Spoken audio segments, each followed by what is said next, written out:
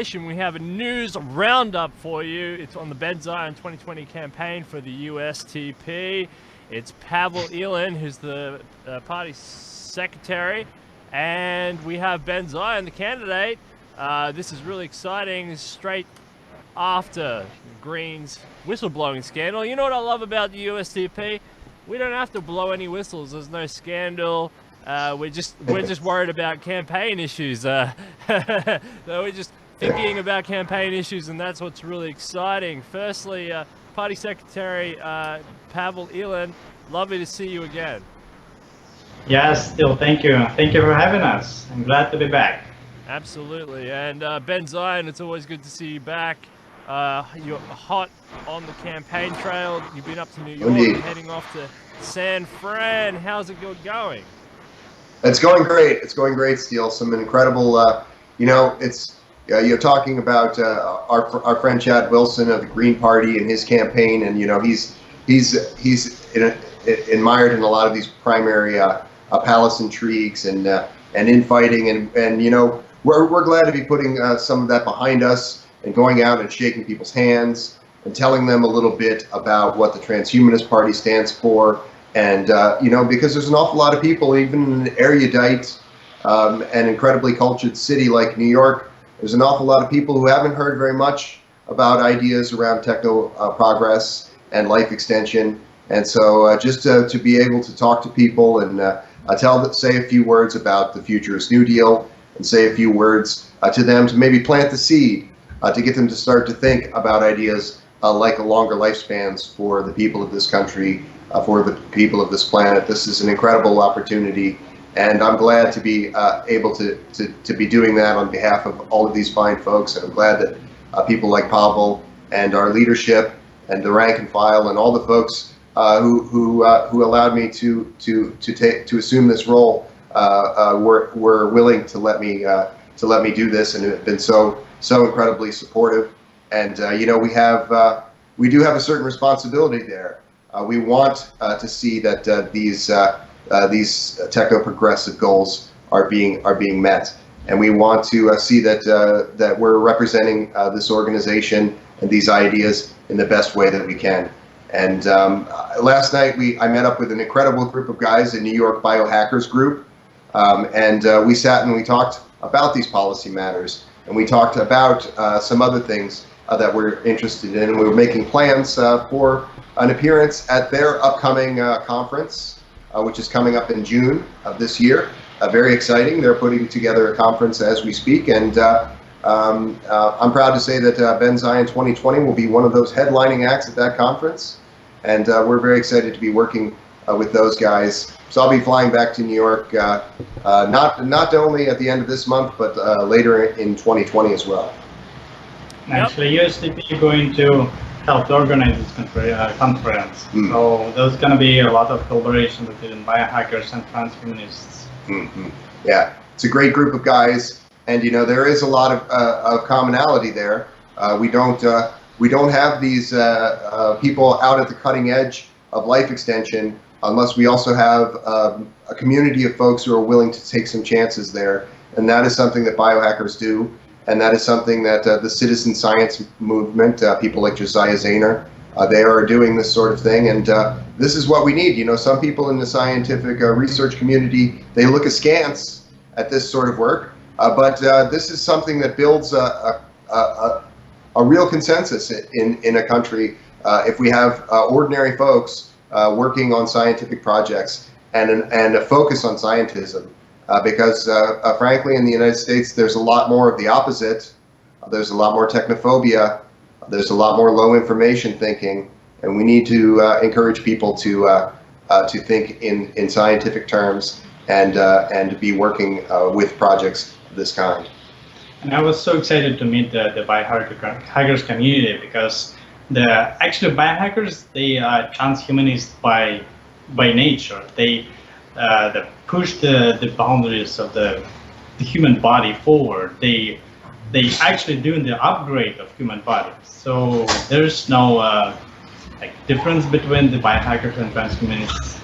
So I'm really glad that we met this community and we're going to work together Yeah. And there's a lot of biohackers and citizen science communities around the country. You know, I was in Pennsylvania just a few days ago, and I talked briefly. I didn't get to meet up with him, but I talked briefly to Ryan O'Shea, who's doing incredible work.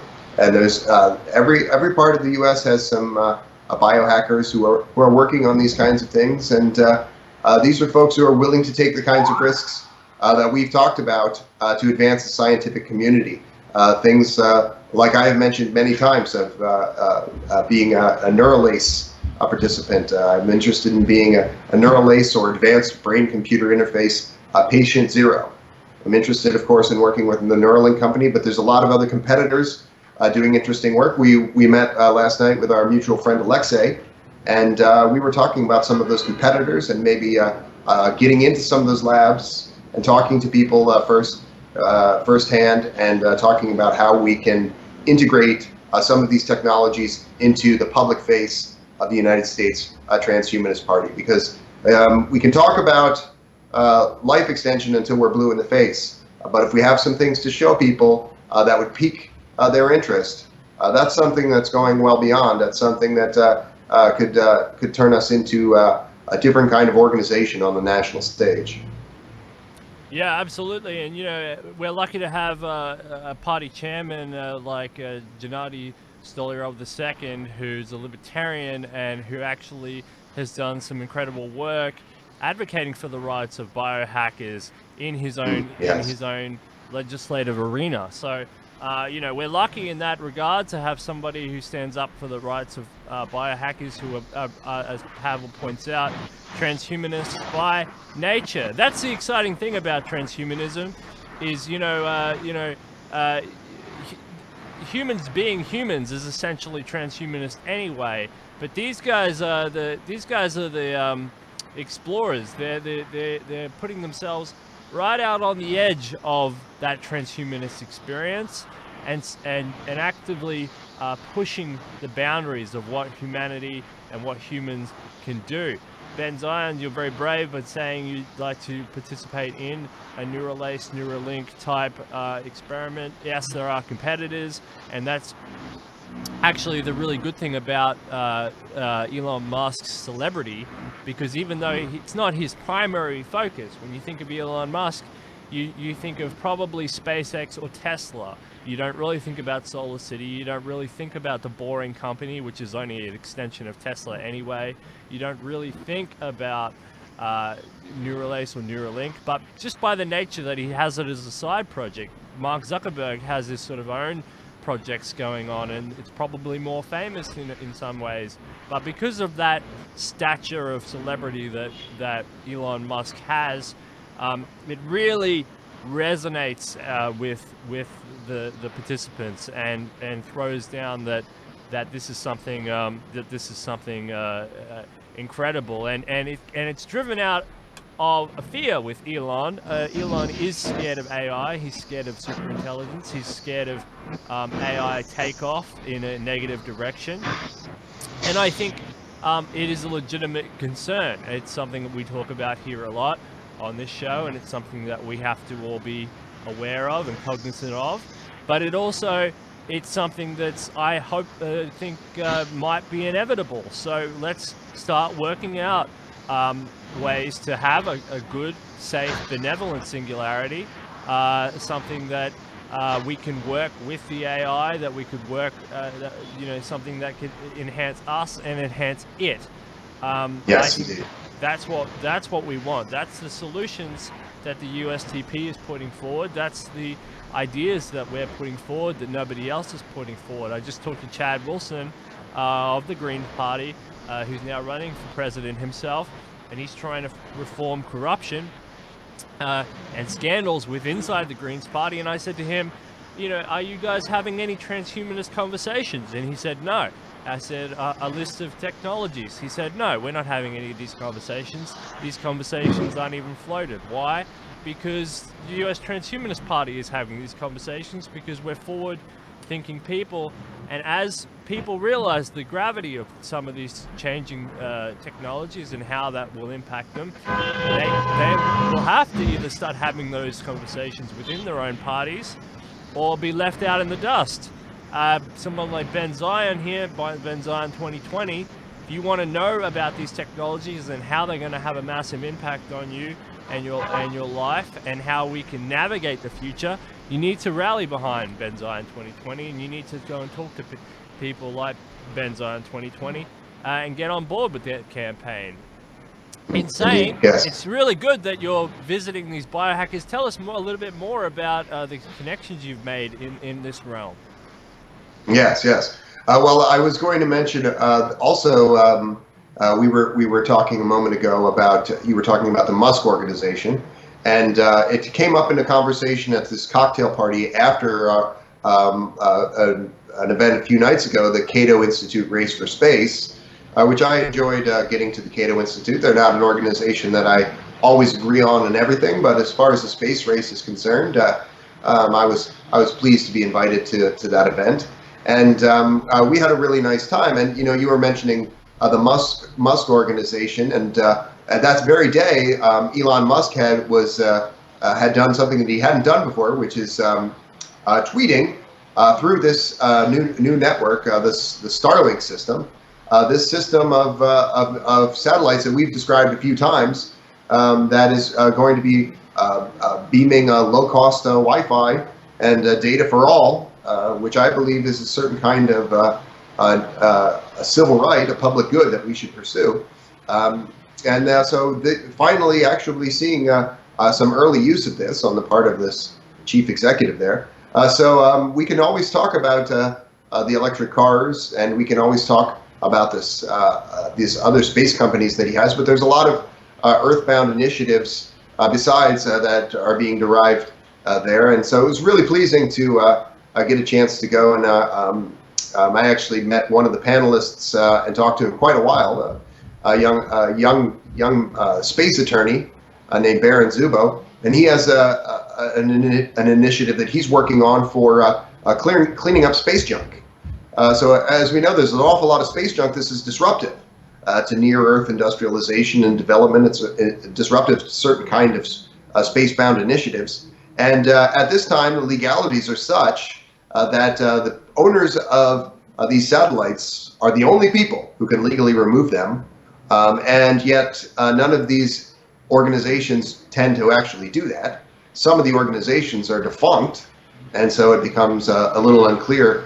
So he had talked at some length to me, not in this talk, but after, about a specific set of programs that he was working on to address the legalities of cleaning up the space junk, to create a system for doing this. So I'm looking forward to speaking with him, and I invited him on your show, Steele. I hope that's not too presumptive of me. But he's a brilliant man and had a lot of other ideas about a space show. So I'd be happy to be on a panel with him in that context as well. So we're really getting a chance to travel around and meet a lot of incredible people, a lot of people who are thinking about problems that ordinary folks don't always consider. And I think it's important that when what you said about the Transhumanist Party, we are doing a different kind of work. We're not just doing the infighting of these other parties. We're not just doing a lot of political posturing. We are bringing new ideas into the marketplace of ideas, and helping people to build a better path to the 21st century. And most important, we face annihilation as a human beings, and we're the only party who try to solve this fundamental problem of disappearing. So yes, I agree that we are doing the good job, and nobody else going to do the job for us. I was talking to my friend here in New York, named Penny Hart, and she is a life extensionist of long standing. In fact, she's done a similar kind of done an awful lot of the same kind of research in cryonics that many of our friends in the Russian cryonics organization, Cryorus, have done. And but she's a client of another organization, in a North American organization. But she and I were talking a little bit about some policy matters, and she has a little bit different view about economic policy than I do. Not so dramatically different, but we were talking about this idea that in a futurist context, there are going to be these new economic theories emerging that'll be, and she said even though she's hesitant about some of these things, she recognizes that some kind of a social democracy of a new kind goes hand in hand with a 21st century futurist civilization. And that's something that was very well addressed in some of our previous talks, talking about AI-run governance or algocracy matter. I hope we get a chance to do another with our your friend and mine, Steele, Irai Ozgarol. He always has interesting things to say. He wasn't too impressed with me going to the Cato Institute, but I do always enjoy his opinions, even though he does sometimes give us a little bit of grief. But yeah, so I hope we get a chance to do some more panels like that. And but yeah, there's a lot of incredible things that we can be doing as an organization. And the main thing that we have to be doing is getting these ideas to folks. And the chief among those is life extension. But that's not necessarily going to be the only focus of the Ben Zion 2020 campaign in the first quarter of 2020. We have an exciting announcement, which you are aware of, Steele, Pavel is aware of. Ben Zion 2020, and myself, I'm going to break the Guinness World Record for the longest period in virtual reality immersion. It's very exciting, and we're not just going to break that record, which stands at about 60 hours. We're going to blow it out of the water. We're going to test a lifestyle of virtual reality immersion, which will be lasting for a period of weeks. We're going to try and do it for a month at our the laboratory location that we have in Indiana. We have a lot of virtual reality rigs there to play with and decide which one is the best.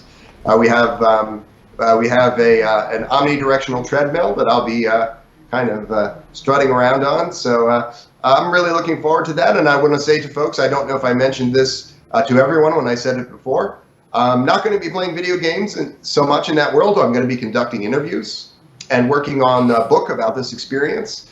So if you're interested in having a little VR appearance in your sizzle reel, maybe you don't know that much about the Transhumanist Party or Ben Zion 2020. Maybe you want to learn more. But if you're a futurist out there and you're hearing about this and you want to do an interview, well, I'll be happy to mock up that virtual reality image for you and see that your face looks nice in virtual reality. We can also be conducting interviews with live action interviews with the participants while I am in virtual reality. So there's a few options there.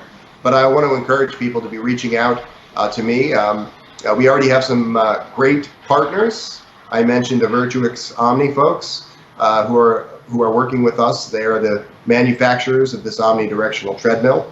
We have some other great partners that we're working with. We might actually have the opportunity to stream this entire thing, this entire continuous live stream, which will be lasting for quite some time. We might have the opportunity to stream it through the Vice channel, through one of their channels. And so we have some interesting opportunities there. I'm excited to be doing this. So I would encourage folks to stay tuned for that in January of 2020.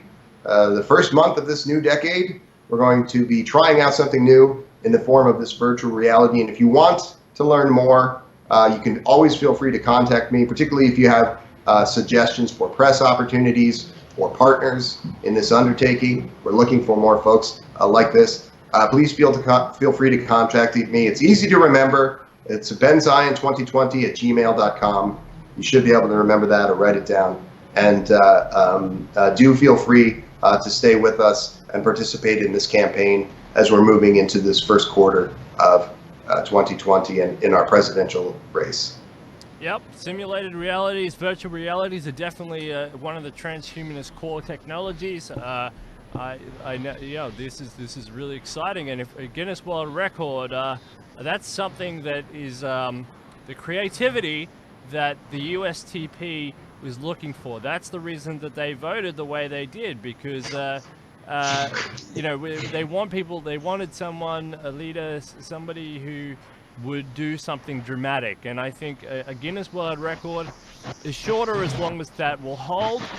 That is something absolutely dramatic, and that's something on the level, if I can say, of a Zoltan Itzvan immortality bus style maneuver. Now, that's not to diminish the immortality bus maneuver, but that is to say that, you know, the USTP is always looking to improve itself and to innovate and to do different things, and that is highly commendable if we can get that done in January. That's something very, very well. What do you think of this news, Pavel? Do you think this is a fun, engaging idea, breaking the Guinness World Record for VR immersion?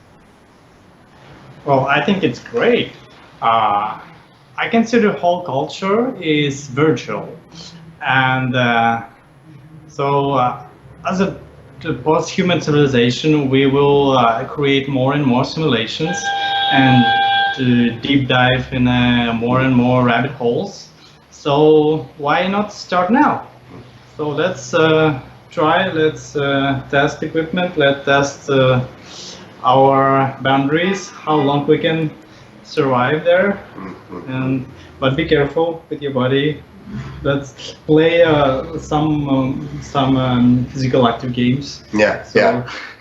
Yeah, I'm going to stay on that treadmill, and I'm going to be consulting with physicians, other sorts of clinicians, people on a daily and almost hourly basis. I'm going to be doing a lot of different work, but those people are going to be part of the regimen. I've already worked out some of the other particulars, dietary concerns and other concerns as well. But you know, there's a lot of ways to look at something like this. You know, virtual reality is that kind of immersion is one kind of experience, but we've also had some augmented reality experiences. You know, every kid in the world has played a little bit of Pokemon Go, and so we're actually also looking at another potential partner in the form of the Arizon company, a great company that's providing a device that you put your phone inside of and creates an augmented reality overlay. And one option that we might do for this immersion play, which would be perhaps a separate Guinness record, because there is not a standing Guinness record at this time for immersion in augmented reality. And so I can slave a device rather like this one to a desktop, and then put this device inside of this Arizon, and then I can create a gaming overlay or a number of other experiences that are integrated into the real world. And some of those integrations might not be fully seamless, but it is an augmented reality experience nonetheless. So this is something where we are looking at as one of the options, although we have, as I mentioned, a number of devices for virtual reality that we're working with. Because we want to do this longer duration, the augmented reality option is one that would be better. It's good to have that discussion about this, not just as a stunt, so to speak, but as something like a lifestyle. People can be doing this, using this kind of thing in their work and in their life, and many of them already are. People are using HoloLens in warehouses, in high-end design firms, and people have been using a Google Glass in much the same way for quite some time.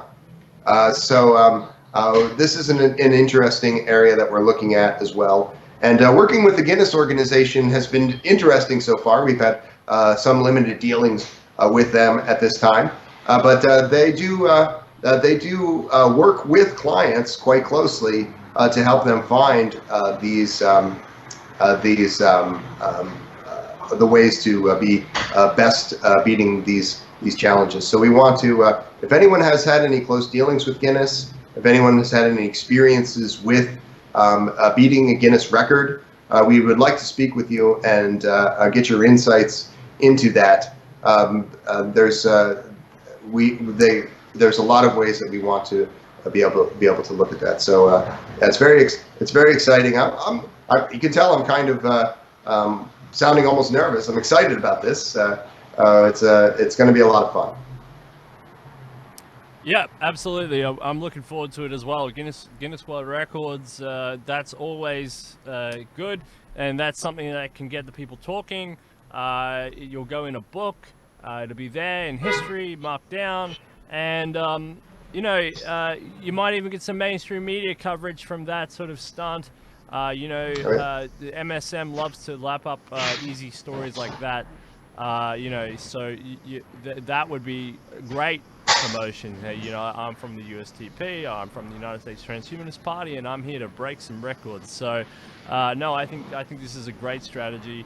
And again, this is the sort of energy and thinking and creativity that the United States Transhumanist Core voted for. This is what they expect from a candidate, some sort of creativity, something in line with the experience of Zoltan Itzvan, moving forward into a new dimension, which is quite literal in some cases, and so that's.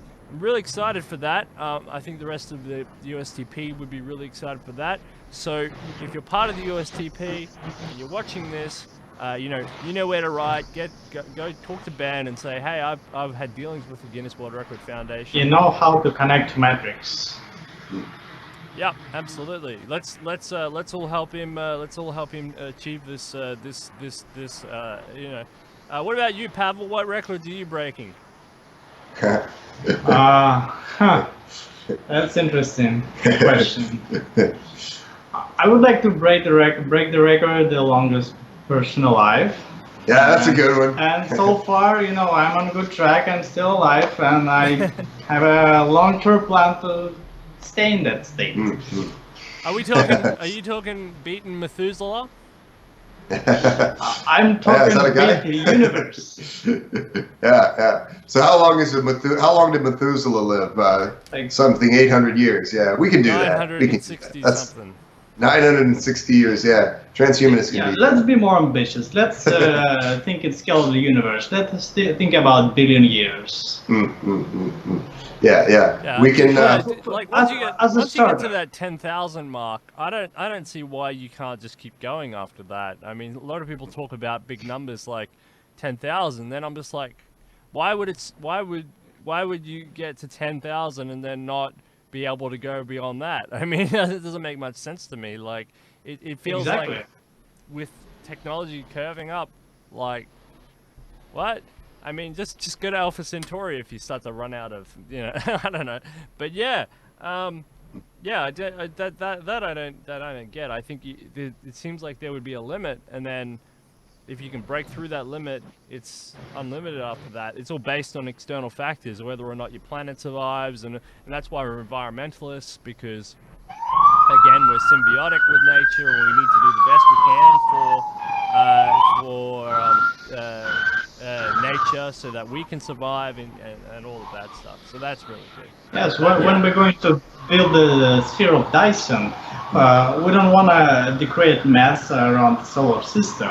We want to create nice Dyson sphere, which is not going to crash the sun or it cause the sun explosion. We want to build nice power source, which is going to feed us the same way and the same time that they keep existing in natural way. And we were talking to our friend Alexei Potapov last night, and he had some incredible insights into these prospects of a few different parallel technologies, including cryonics or some suspension of a person's consciousness, but that person still having some level of engagement with the outside world, and maybe in some limited way, and then having also having a sort of a digital parallel self, a sidekick, which may or may not sort of be quite resembling them, and kind of continuing their good work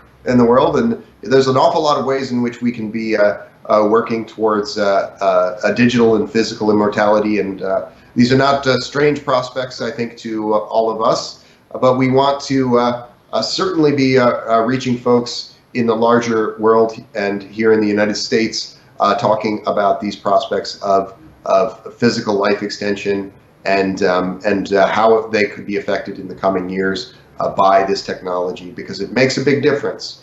If people are willing to embrace these things, that is a great many lives that could be saved by having something like a life extension public health service, by having a society that's open to this, and not simply having those technologies becoming some kind of orphan technologies that are not being developed It came up in conversation with Alexei last night. In Russia, it was nearly 8 decades past that scientists started to do some head transplantation studies that were quite advanced for that time.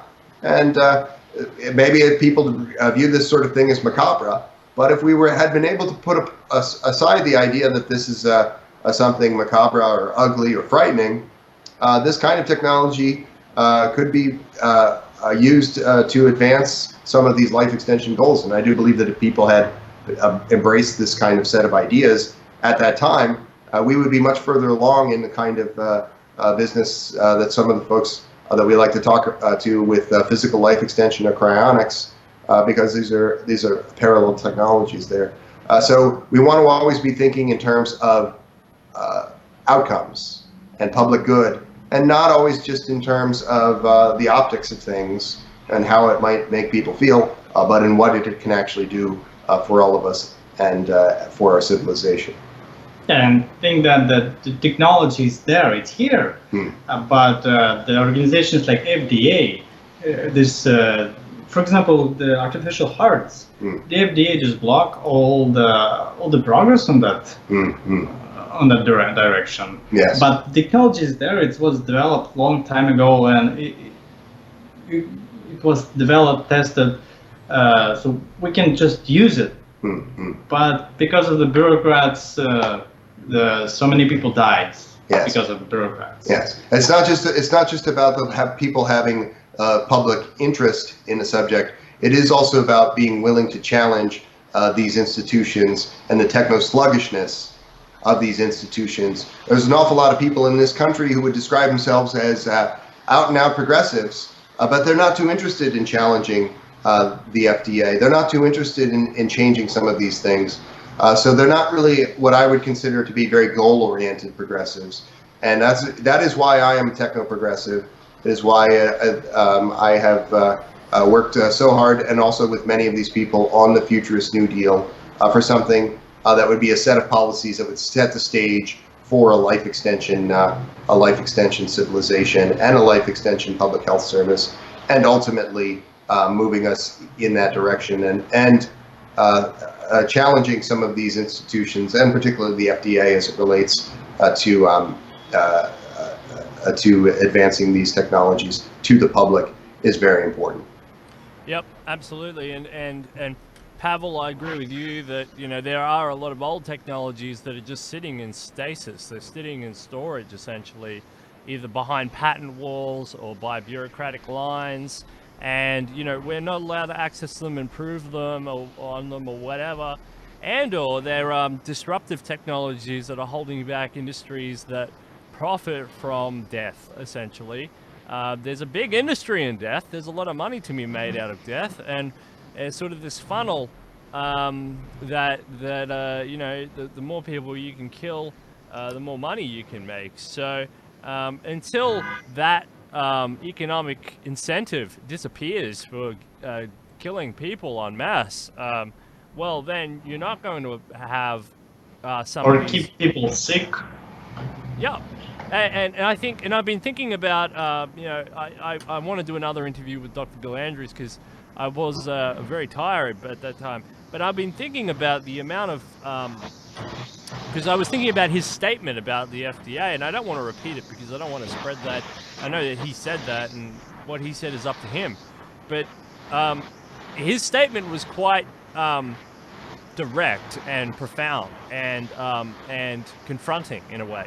And I was thinking, if telomeres and telomerase can cure and can have a greater impact on health, as these studies are saying, and as what they're saying, that's a lot of pharmaceutical and drug and medical machines and it's a huge disruptive technology to a lot of the medical establishment, the medical industry, and they have an incentive to stay in business. And I could see the amount of pressure that Dr. Bill Andrews may or may not be under from certain players in that industry who see that as a huge disruptive, having a huge disruptive impact on their industry.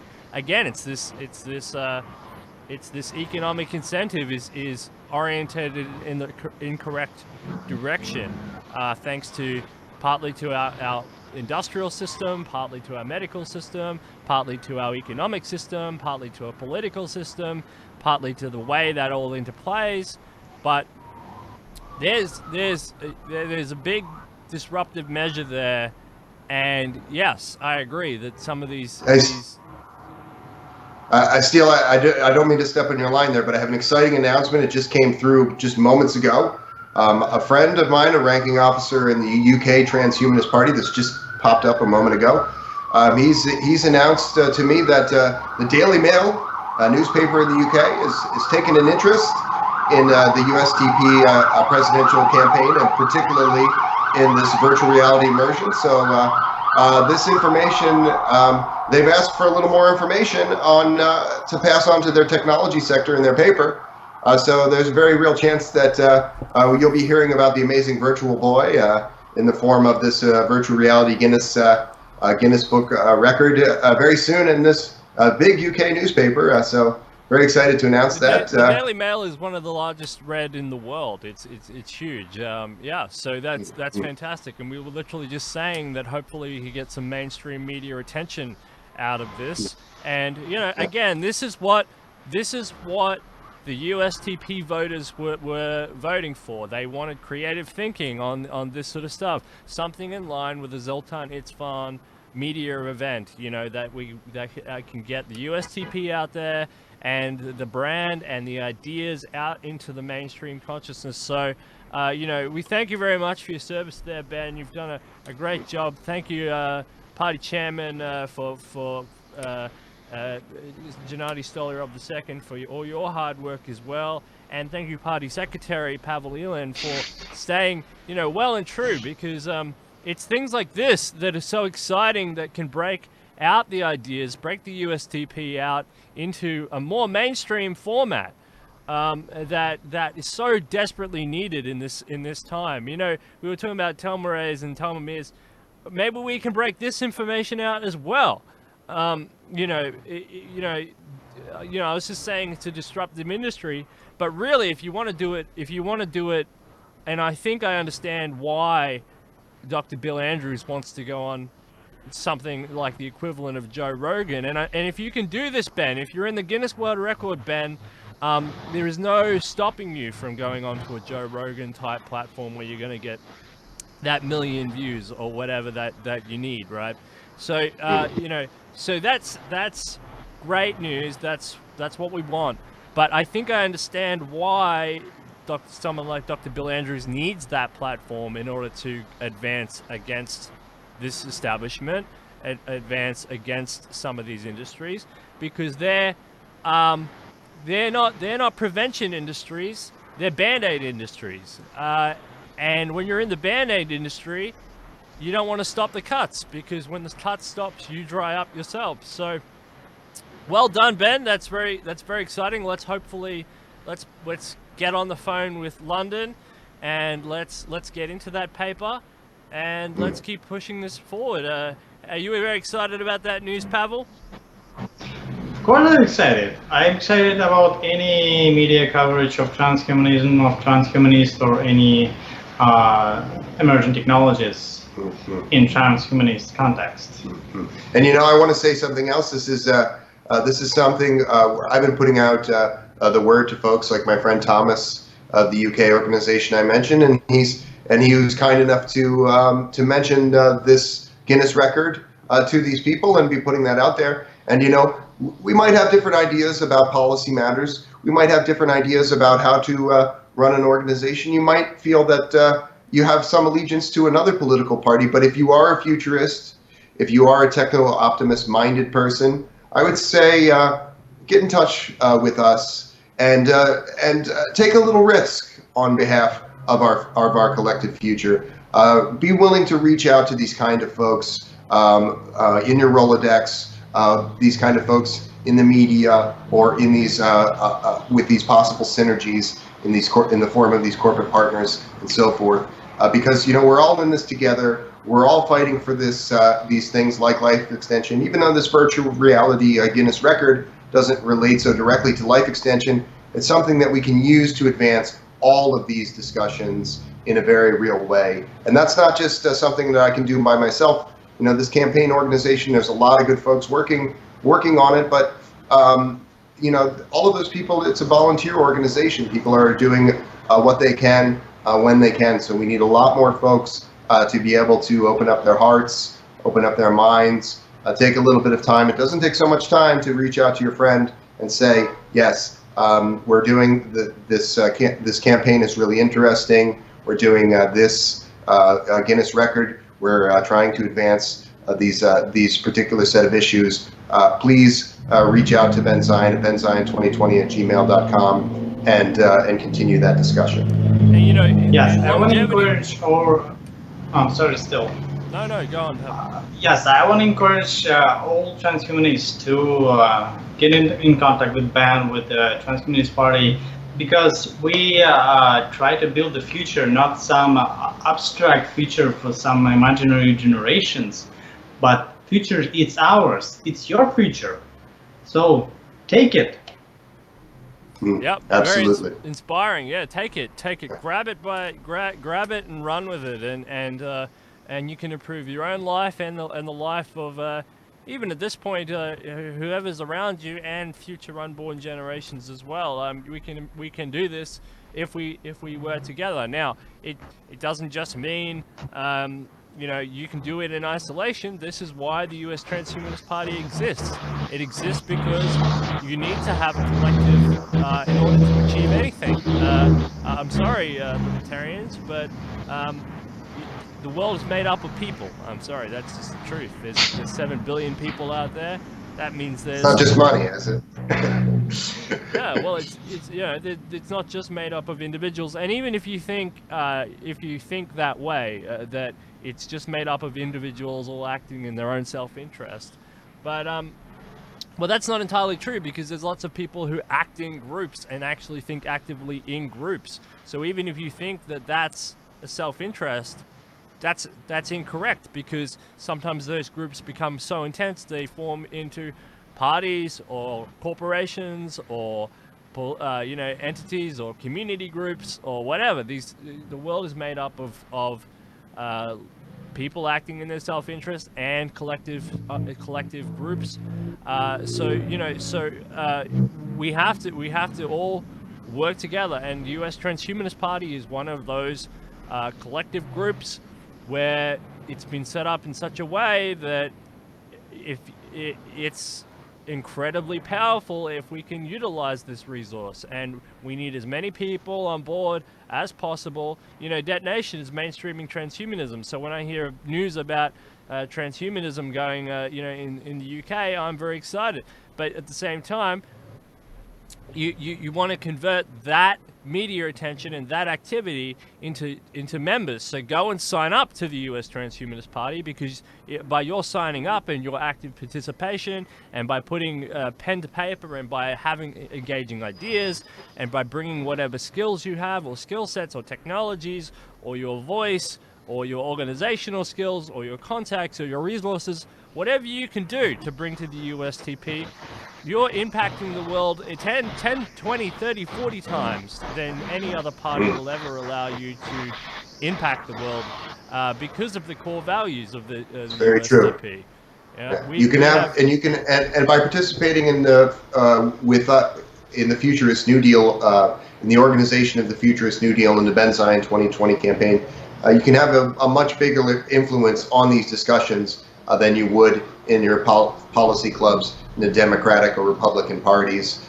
Your voice will not be heard in those organizations, but you can have an influence on some very cutting-edge discussions here. And we also do want to be growing this organization. The United States Transhumanist Party is unique in that we have membership with people outside of the North American continent, outside of the United States, and that is something, it's a big world out there. We want to grow this organization to 10,000 members by 2022. And a good way to do that is to be working closely with these partner organizations in other countries and be encouraging people to think in these terms. We want to be the best kind of globalists that we could possibly be, and that includes and that does necessitate a certain kind of inclusivity and other ways of thinking like this beyond a narrow nationalist sort of ideas. And I have my own announcement to make, which I keep forgetting to make. On the 1st, a lady from the Australian, she used to work for Vice Media, then she worked for this Australian broadcasting, the official broadcaster, SBS. Now she's doing whatever she's doing, but she's making an independent, she's a renowned independent documentary maker, and she's taken an interest in detonation, and she's actually flying here to Melbourne to meet me and to hopefully meet all of you via Skype for over 10 days, because she's making a documentary on transhumanism and detonation and the impact that detonation is having on transhumanism as a whole. So hopefully I've got to organize that because I've been super busy.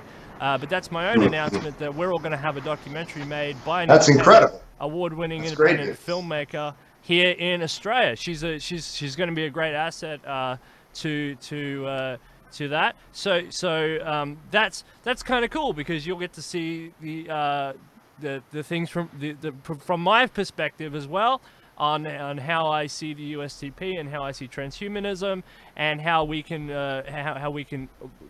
arc that into a documentary style film. So things are happening. You should have you on one of those shows. You should have Jeremy Cohen, the futurist cultural anthropologist. He knows techno-futurist emerging culture really as well as anybody, and I bet he would really enjoy being a part of that discussion.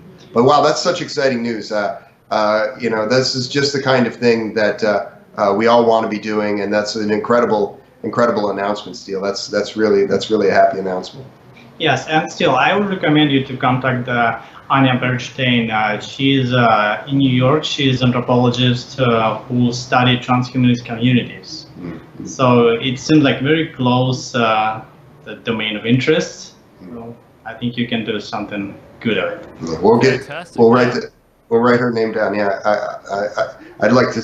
I like these particularly interested in these folks who do take this kind of interest, because there is a lot to process in thinking about futurism, and it's nice to have somebody who's kind of making that systematic study of it, and they have some insights that we might miss. So I was really happy to sit down with Jeremy Cohen. I'd really enjoy sitting down in a Skype interview with her as well.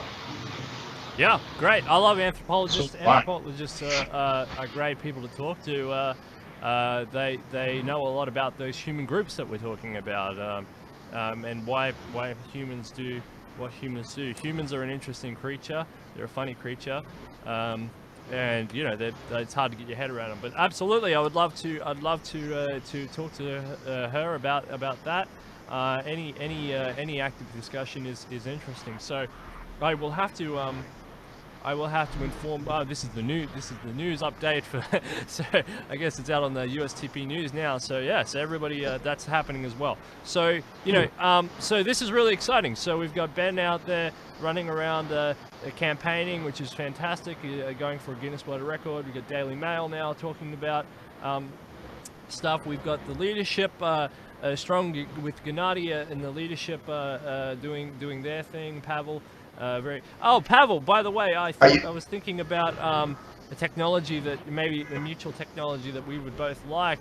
And maybe it's a croissant rolling machine or a baking machine, an automated baking process. It already exists, actually. You can buy that kitchen robot for 20 grand. That will do a lot of that sort of things, and it's highly programmable. So, but it's not the there's a couple of options for those sorts of things. They're not cheap, but there are a few of those. Yeah. I actually visited the factory in New York with which produced the croissants with full automation, like from mixing dough to baking to proofing and baking. So it's there. As an unrelated aside, I just told Thomas O'Carroll, my friend who was working on this Daily Mail thing, that we gave him a little shout out on the show. So he asked me to tell you that he says hello also, Steele. He's a fan of the show.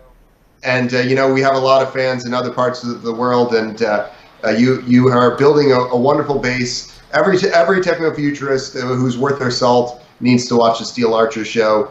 There's always something incredible going on here, and so Thomas is one of your fans, and he says hello.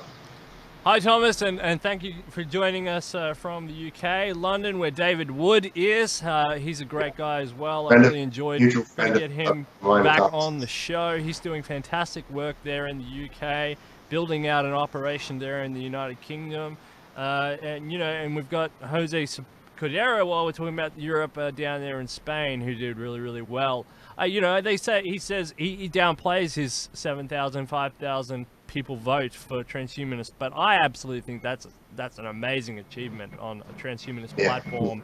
In a country like Spain that has so many other issues with Catalonia and depression and why would they be voting for someone who's talking about automation in the fact that they already have one of the highest unemployment rates in Europe? So Jose Cordero as well down there in Spain, but UK, absolutely. We're looking at the White House right now, but usually I'm sitting in the UK. So well done from the UK. You guys have got a lot of progress to make, and I think there's a big market there in the UK for transhumanism. There's a big appetite for transhumanist technology, especially in inner London.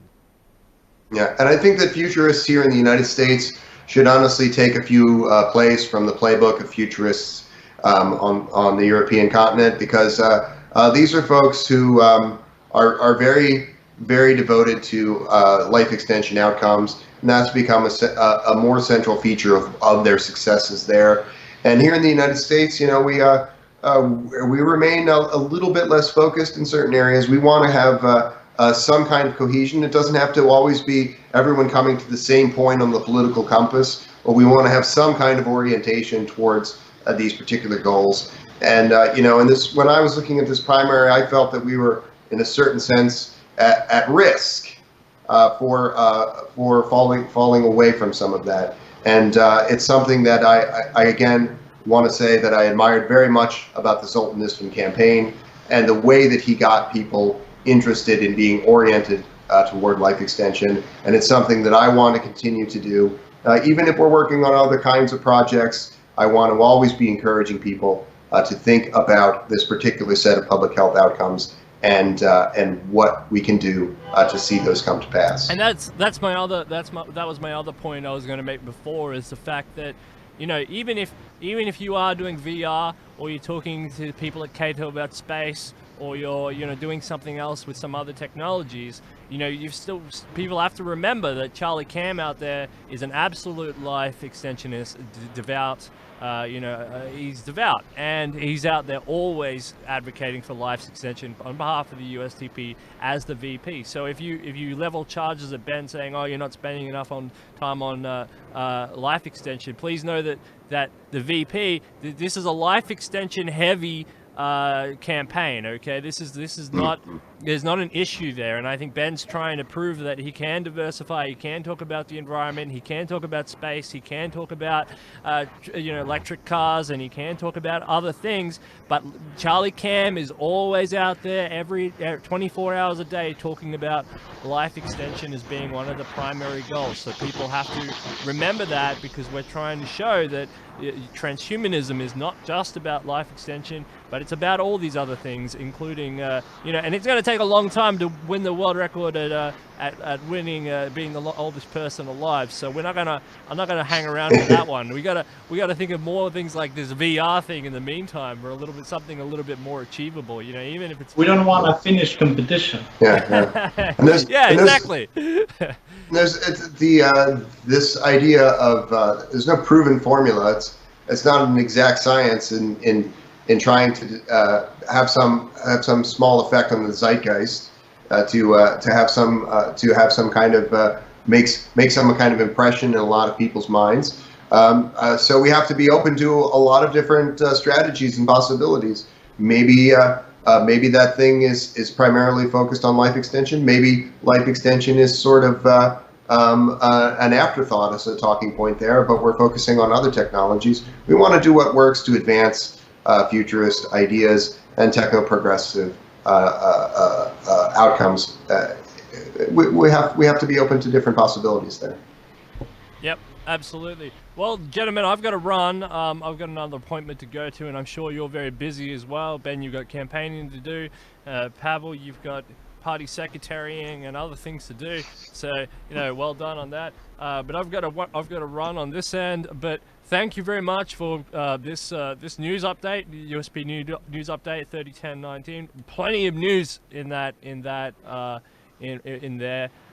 Heaps to go think about, talk about. Spread the word. Spread this link. Spread the links. Let's do it. Hello to our friends in London. Hello to our friends in Spain. Hello to friends all over the world. You've come to Transhumanist HQ essentially, and we gotta get behind Benzyme 2020. Keep those emails coming. Keep those ideas coming. Keep joining up to the USTP. Keep joining up to the Transhumanist Party. Because you're making an impact on some very serious issues, and there's so many issues that we have to face and tackle, and we can only do it together, working together, and this is the best way to achieve that. Ben, would you have any final last words?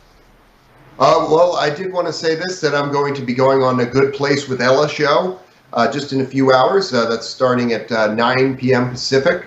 And I'm going to be going on that show to talk about also this Guinness record for longest period of immersion in virtual reality, and also talking about the Futurist New Deal and this presidential platform and all the good work that we're doing in the United States Transhumanist Party. So check out that show. We're going to be chopping up a little bit of ideas around our military policy plank, and some of those ideas also on that show. But we're going to be also focusing on this Guinness record.